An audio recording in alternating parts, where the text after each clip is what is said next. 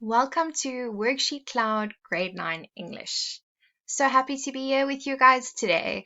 I hope that you've had a wonderful week, morning, and that everything is going well, and that you're slowly but surely preparing to go back to school, which I think is going to be so good for all of us, just to try and find our new normal, live responsibly, but also just be able to try and get back to some semblance of reality.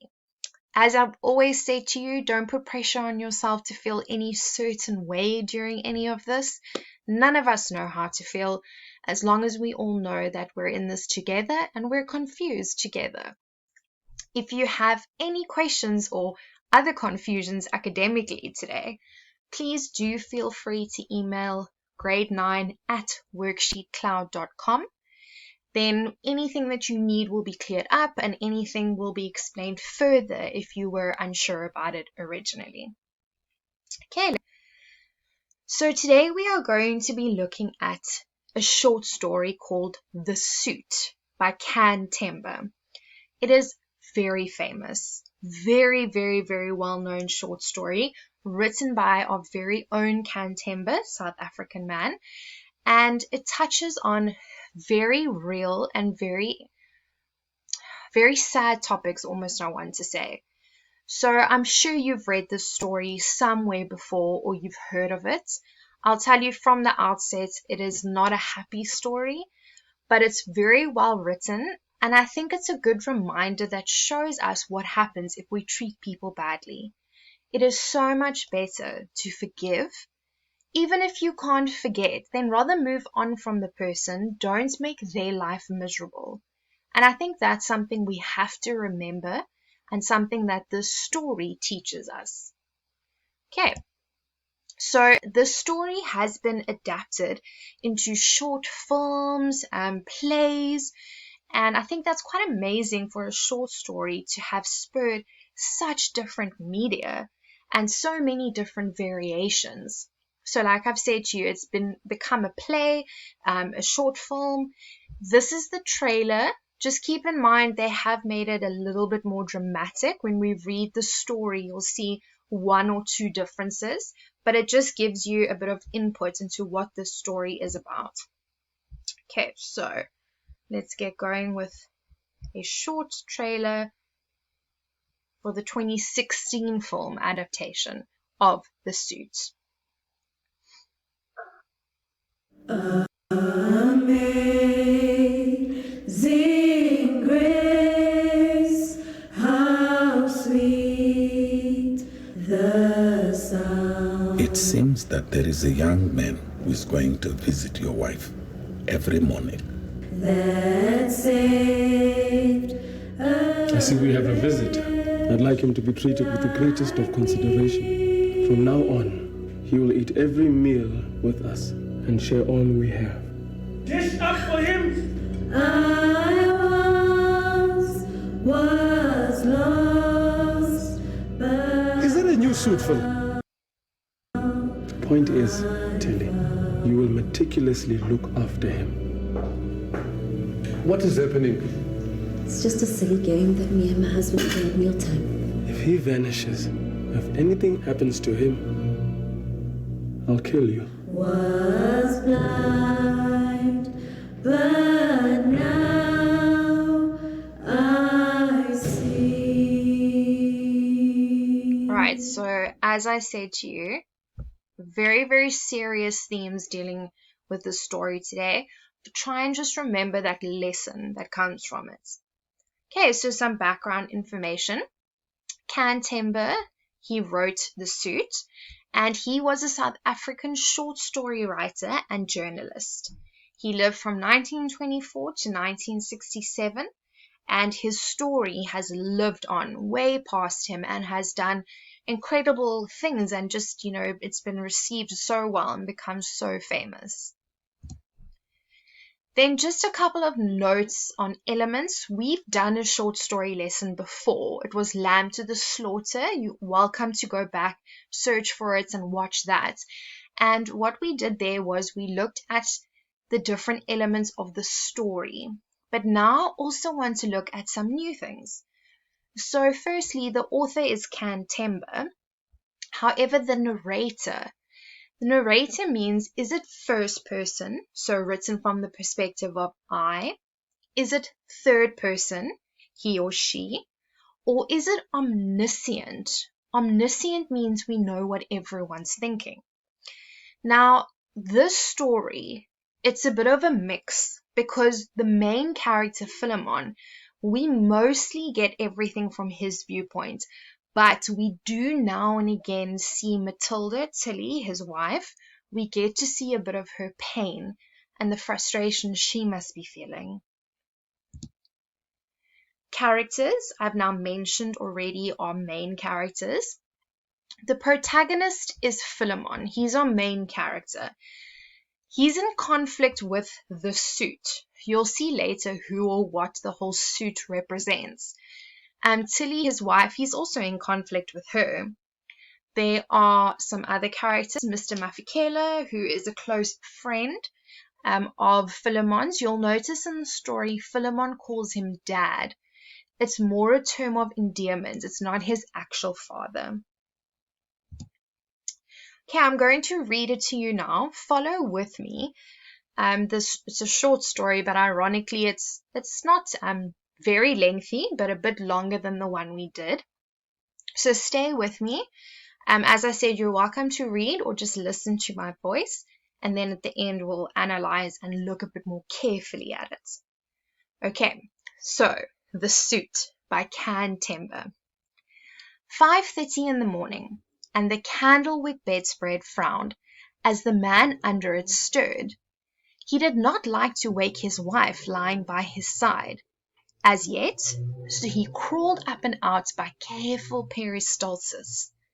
But before he tiptoed out of his room, with shoes and socks under his arm, he leaned over and peered at the sleeping serenity of his wife, to him a daily matrimonial miracle. He grinned and yawned simultaneously, offering his wordless te deum to whatever gods for the goodness of life, for the pure beauty of his wife, for the strength surging through his willing body, for the even, unperturbed rhythms of his passage through days and months and years. It must be to heaven. Then he slipped soundlessly into the kitchen. He flipped aside the curtain of the kitchen window and saw outside a thin drizzle, the type that can soak one to the skin and that could go on for days and days. He wondered, head aslant, why the rain in Sophiatown always came in the morning when workers have to creep out of their burrows, and then blistering heat waves during the day when messengers have to run errands all over, and then at how even the rain came back when workers knocked off and had to scurry home. He smiled at the odd caprice of the heavens and tossed his head at the naughty incongruence, as if to say, "Aye, but the gods."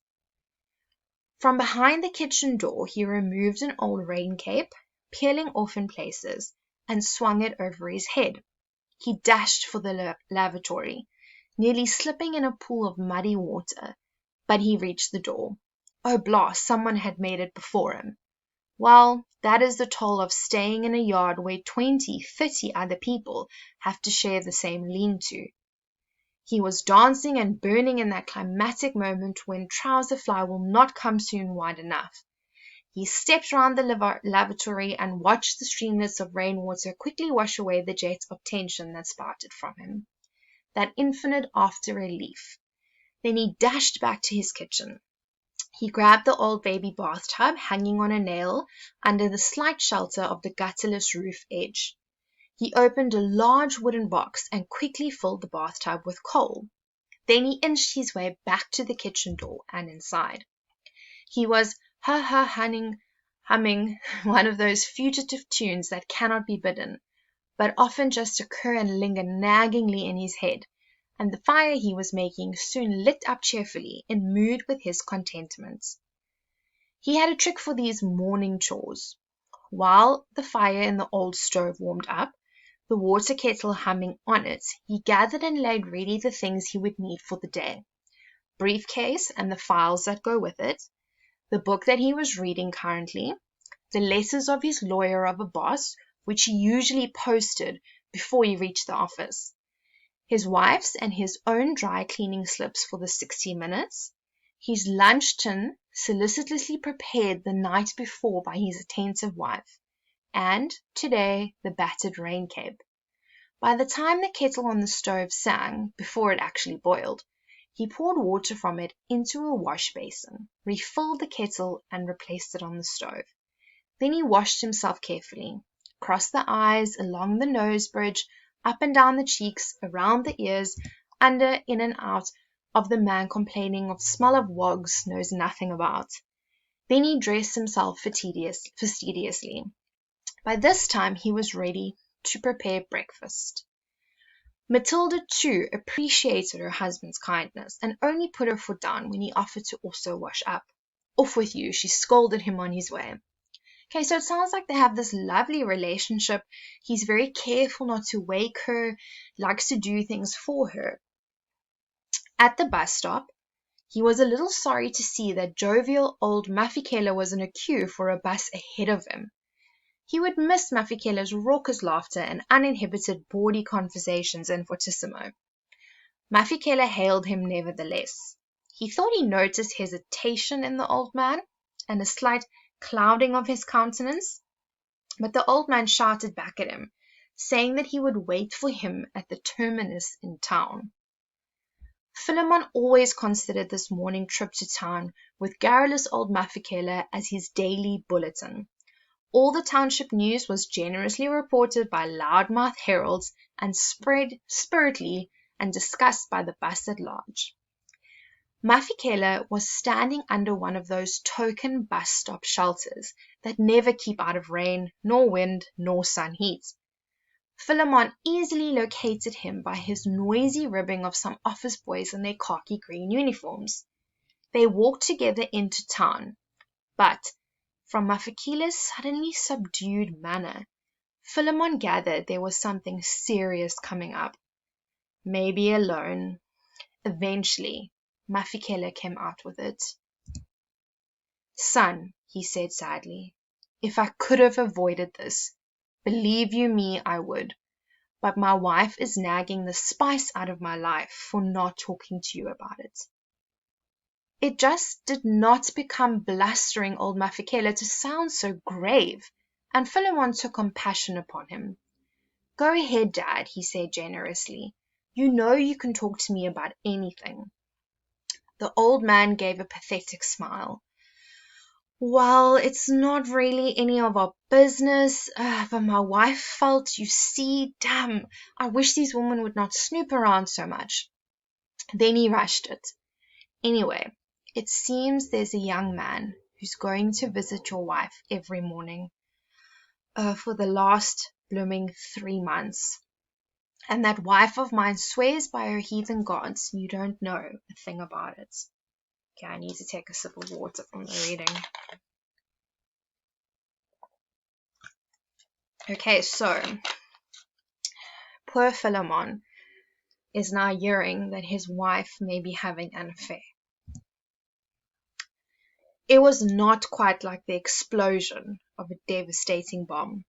It was more like the critical breakdown in an infinitely delicate piece of mechanism.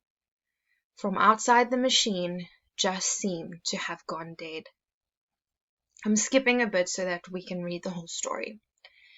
"Dad," he said hoarsely, I have to go home." He turned round and did not hear old Mafikela's anxious, "Steady, son, steady." The bus ride home was a torture of numb dread and suffocating despair. Though the bus was now emptier, Philemon suffered crushing claustrophobia. There were immense washerwomen whose immense bundles of soiled laundry seemed to bulk and menace around him. Then the wild swaying of the bus, as it negotiated Mayfair Circle, hurtled him sickeningly from side to side. He felt like getting out of there, screaming, elbowing everyone out of his way. He wished this insane trip were over, and then again he recoiled at the thought of going home.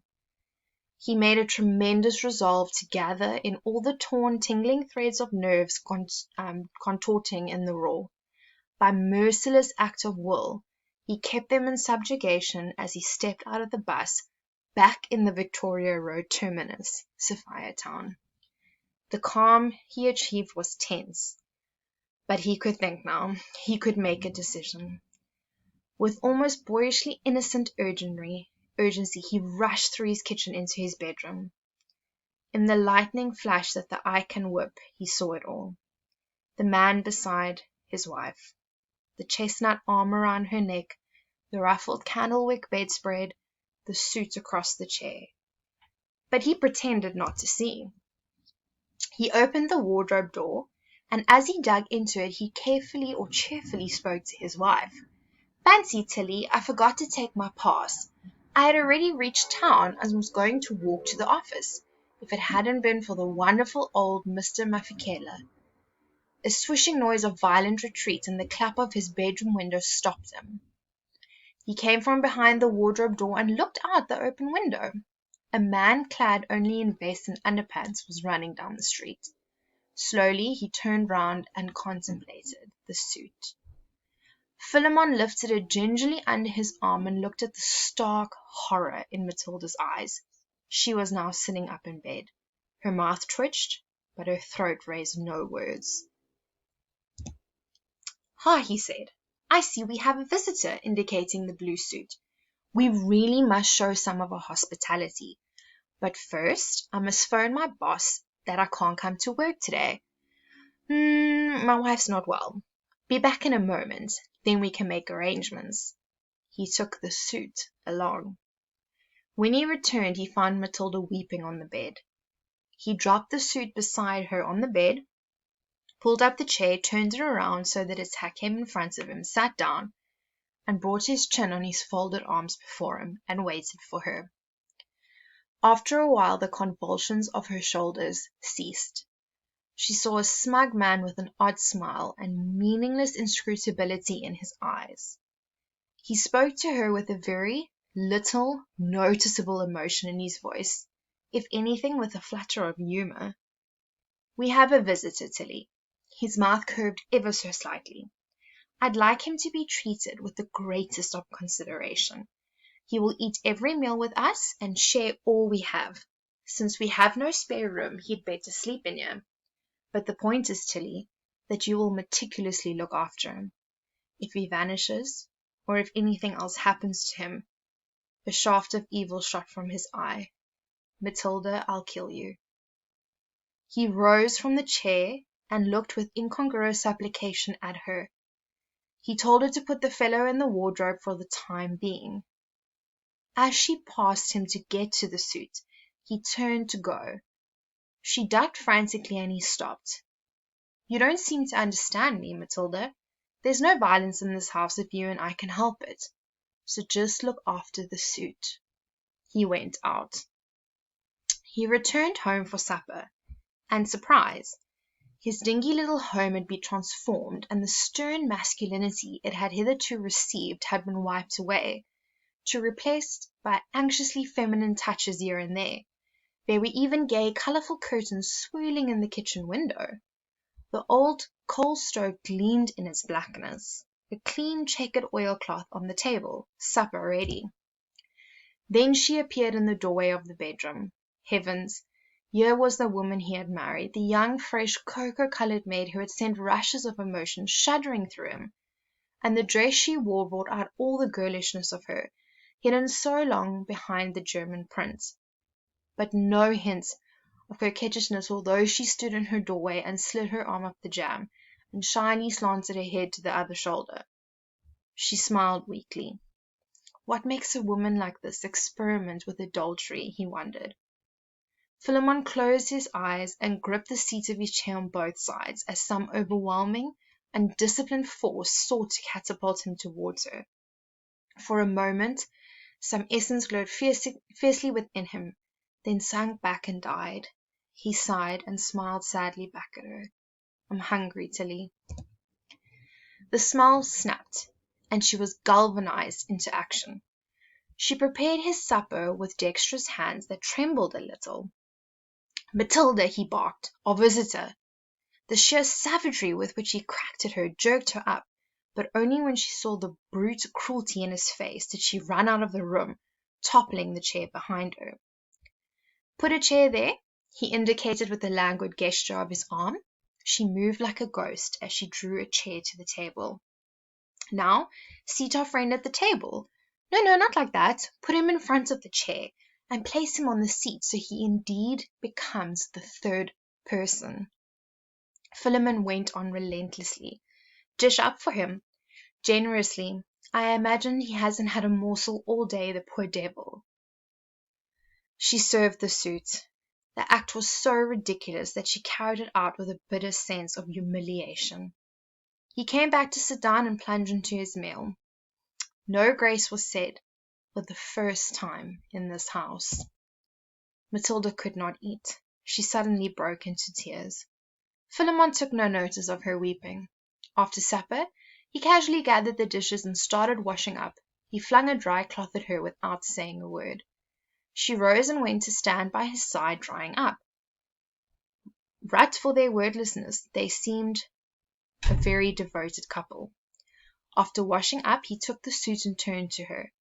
"That's how I want it every meal, every day." Then he walked into the bedroom. So it was. After that first breakdown, Matilda began to feel that her punishment was not too severe, considering the heinousness of her crime. She tried to put a joke to it, but by slow, unconscious degrees, the strain nibbled at her. Only once he got one of his malevolent brain waves. He got it into his head that our visitor needed an outing. Accordingly, the suit was taken to the dry cleaners during the week, and come Sunday they took it out for a walk. Matilda had to carry it as they strolled leisurely along Ray Street. They passed the church crowd in front of the famous Anglican mission of Christ of the King. At home he grabbed a book on abnormal psychology, flung himself into a chair, and carefully or calmly said to her, "Give the old chap a rest, will you, Tilly?" In her bedroom, Matilda said to herself that things could not go on like this. She thought of running away. Where to? Home? What could she tell her old-fashioned mother had happened between Philemon and her? Matilda shuddered. An idea struck her. There were still decent married women around Sophiatown. She remembered how after the schools had been forced to close with the advent of Bantu education. If she could lose herself in some cultural activity, find ablution in her conscience and doing good, that would blow her blasted home life and restore her self-respect. She got up and walked to the other room where Philemon was reading quietly. Then she dared. "Phil, I'd like to join one of the cultural clubs for married women. Would you mind?" He said, nodding. "I think that's a good idea. You can't be moping around here all day." "Yes, you may, Tilly." Then he returned to his book. The cultural club idea was wonderful. She found women like herself with time, if not with tragedy, on their hands, engaged in wholesome, refreshing activities. One day she wanted to organize a little party for her friends and their husbands. Philemon was very decent about it. He said it was all right. He even gave her extra money for it. On the Sunday of the party, Philemon saw Matilda's guests. He was surprised by the handsome grace with which she received them. There was a long table with enticing foods and flowers and serviettes. Matilda caught the curious look on Philemon's face. He tried to disguise when he said, "The guest of honor?" But Matilda took a chance. She begged just this once, Phil. He became livid. "Matilda," he shouted, "get our visitor." Then, with incisive sarcasm, "Or are you ashamed of him?" All interest beamed upon poor Matilda. She said, "It's just a game that my husband and I played at mealtime." The party went on, and every time Philemon's glare sent Matilda scurrying to serve the suit each course. The guests were no end amused. Only to Matilda it was no joke. It was a hot poker down her throat. After the party, Philemon went off with one of the guests who had promised to show him a joint that sells the genuine stuff, genuine stuff. Reeling drunk, late that Sabbath, he crashed through his kitchen door, onwards to his bedroom. Then he saw her. There she lay, cold as if just before she died. She begged for a little love, implored some implacable lover to cuddle her a little, just this once more. In screwish anguish, Philemon cried, Tilly. Okay, guys, so like I said, a very sad story. The subject of it is personal relationships, how a man treats his wife after discovering that she was unfaithful. The theme is very much marriage, infidelity, and then forgiveness rather than emotional abuse. The tone starts as loving and happy, but it becomes very hostile. Right, this is the most important part. The suit is a symbol of the wife's infidelity and humiliation. It could also be a symbol of Philemon's inability to forgive her. So the fact that she has to walk around with this suit is very much a symbol of the betrayal. Right, and then I remember doing this with you last time. So the exposition is how it starts off. So we meet Philemon, seems like a loving husband, good marriage. That's what we get at the beginning. It leads to the climax, right, where Philemon, there's other events. Philemon finds out that his wife is unfaithful. He tells her that they're going to keep the suit. She joins a cultural club. But this climax in the story is this final humiliation for Tilly. And the ending or the denouement is when she takes her own life. Right, and Philemon comes home and then I think he realizes in that moment he's pushed way too far. Right, guys, so the story does teach us that we must forgive. Like I said, if you can't forget, then move on from that person. Don't drag them into that miserable way of living. On a much happier note, I want to say goodbye and happy birthday to anyone who's had a birthday today, this week, this month in lockdown. I hope that you still manage to celebrate, and I hope you remember the lesson of forgiveness that we learned today. Thanks for watching Grade 9s. This lesson was brought to you by WorksheetCloud.